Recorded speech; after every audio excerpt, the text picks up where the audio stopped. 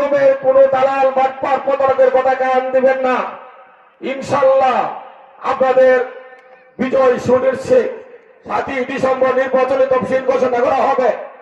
তফসিল ঘোষণার পর আমরা 13টি ইউনিয়নে আবার 13টি মিটিং দিব। তারপরে একটি নাসিরনগর উপজেলায় সর্বশেষ জনসভা, সেখানে আপনারা যাবেন। আপনাদের কাজ আর 2 দিন। জাতীয় দল বিএনপি আগামী দিনে সরকার গঠন করবে। আগামী 5 বছর আপনারা নির্বিঘ্নে এই দলের সেবা পাবেন ভাইয়েরা আমার। তাই যে সকল ওয়ার্ড থেকে আমাদের নেতৃবৃন্দ মিছিল নিয়ে এসেছেন, আমি সকল নেতৃবৃন্দকে আমার দলের পক্ষ থেকে আন্তরিক অভিনন্দন শুভেচ্ছা জানাই। আমার যে সকল মা বোনেরা আসছেন, আপনারা এদেশের অর্ধেক ভোটার, আপনাদেরকে আমি অনুরোধ করব, আপনারা সকলেই আপনাদের পরিবারের সবাইকে তাদের শীর্ষ পদকে ভোট দেওয়ার জন্য অঙ্গীকার করাবেন। আমি ভোলাকোট পাশে সর্বশেষ আপনাদের একটা অঙ্গীকার চাই। আপনারা কি নাসিরনগরে বিএনপির এমপি নির্বাচিত দেখতে চান কিনা শুনতে? তাহলে কি করতে হবে?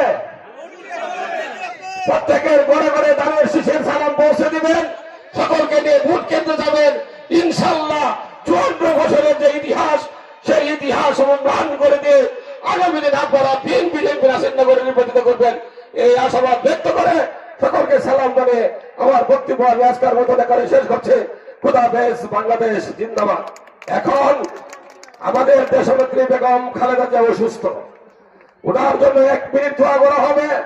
আপনারা সকলে একটু বসবেন, দোয়াটা অংশগ্রহণ করবেন। তারপরে সভাপতি বক্তব্যের মধ্য দিয়ে ওনার আজকে এই সভাপতি করবেন। সবাই একটু দোয়াতে শরীর করার জন্য আহ্বান জানাচ্ছি। ধন্যবাদ আমাদের প্রাণপ্রিয় নেতা জনাব এম এ হান্নান।